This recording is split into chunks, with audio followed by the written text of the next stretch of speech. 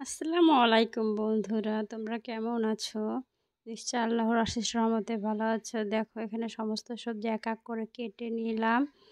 এখানে আছে প্রথমে ক্যাপসিকাম, বিনস আর গাজর। দেখো আর এগুলো পেঁয়াজ কেটে নিয়েছি, যেহেতু বাচ্চা খাবে সেজন্য প্রথম অবস্থায় দুটো কাঁচা লঙ্কাকে কেটে নিয়েছি। আর আছে একটি ডিম। কড়াতে তেল দিয়ে দিয়েছি, তেল এদিকে আমাদের গরম হয়ে গিয়েছে। যেহেতু সবজিগুলোর মধ্যে গাজর একটু শক্ত, তাই একটু আগে দিয়ে দিলাম। দেখো সুন্দর করে ফ্রাই করে নিচ্ছি। এবার দিয়ে দেওয়া হবে পেঁয়াজকে। পেঁয়াজগুলো দিয়ে একটু নেড়ে নিতে হবে। তারপর বাকি সবজিগুলোকে দিয়ে দেব।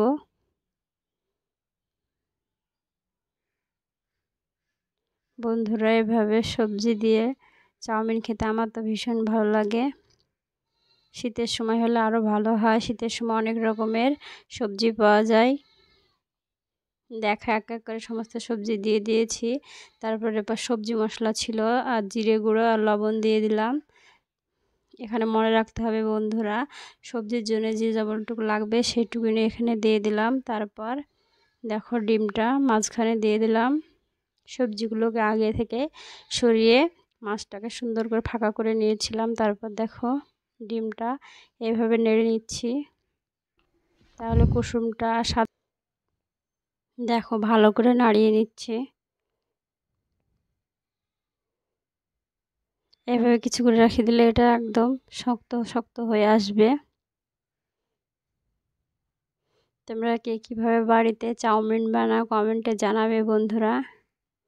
আর আমার ভিডিও দেখে তোমরা কমেন্ট করবে, না হলে কীভাবে বুঝবো তোমাদের ভিডিও ভালো লাগছে। বেশি বেশি কমেন্ট, লাইক ও শেয়ার করবে। আর ভিডিওটি লাস্ট অবধি দেখার জন্য অনুরোধ রইল। তোমরা দেখো চাউমিনগুলো আগে সিদ্ধ করে রেখেছিলাম, একটু দলা দলা পাকিয়ে গিয়েছে। আর একটি কথা বন্ধুরা, চাউমিনটাকে বেশি সিদ্ধ করবে না, তাহলে দলা দলা পাকিয়ে যাবে, ভালো লাগবে না। 60% মতো সিদ্ধ করে নিলেই হবে, বাকিটা এইভাবে লাড়তে লাড়তে কুক হয়ে যাবে। দেখো ঝরঝরো করে নিয়েছি হাত দিয়ে। এখানে পুরোটা দিলে দলা পাকিয়ে থাকতো, ভালো লাগতো না। সেজন্য হালকা গরম ছিল, তবুও একটু কষ্ট করে ছাড়িয়ে ছাড়িয়ে দিয়ে দিলাম।